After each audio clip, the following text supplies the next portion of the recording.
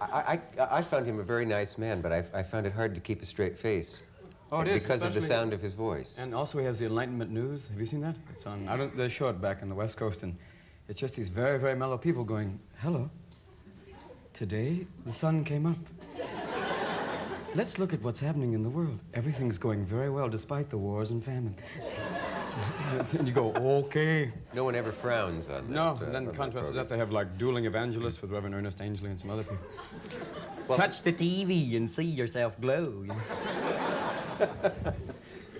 There's something about him that lightens almost anything you bring up. At the end of the show, I thought of something I might have asked him on, and I said, he's such a man of peace, you know. I said, what would you have done with Hitler? Would you have killed him if you had the opportunity? And he took a beat, as we say in the biz, and then he said, I would have told him to meditate. And it was a very strange thing to have laughter following. But, you go, yes, thank you. Of course, thank you. I can't conceive of you bombing these days, and it has to do with a weird thing called acceptance in the business. I know when I first appeared in clubs, I could set records for silence. But after I had appeared on television, I could do the same stuff. And get raves from and worse, even. I could be awful. But because they had seen me on TV, so the question becomes... you became like Buckley there for a minute. I did become... I'm wondering briefly for a moment.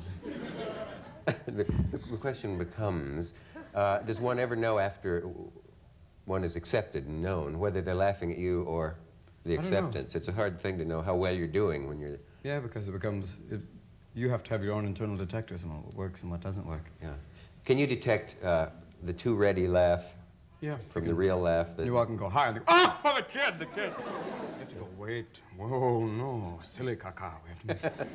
Oops, can't say that, I'm sorry. Silly nini. Yeah, I guess you're under pressure to do a certain amount of editing of yourself because in your act...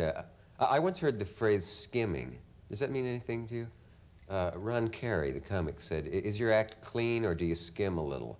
What does he mean, skim and get semi-blue and then come back up? And I guess skim the surface of the of dangerous things to say or something like that. Or maybe skim the scum off the top of a pond, or skim the cream off of the... Sound like Rod McEwen. You know... A poem, Skimming Scum. As I skim scum and realize old wino bum drinking, puking on sidewalk. He's my friend on Stanyan Street. Is there anything I could throw at you that would stop you, I wonder? Not that I want Probably to. a gun would be... Do you always carry a 50-pound sandbag? No, that was backstage. We could do all sorts of wonderful things with that. Mm-hmm. Toys. Open it up and big snake in there. There's a, what does that make me think of? What's a fly? Wait.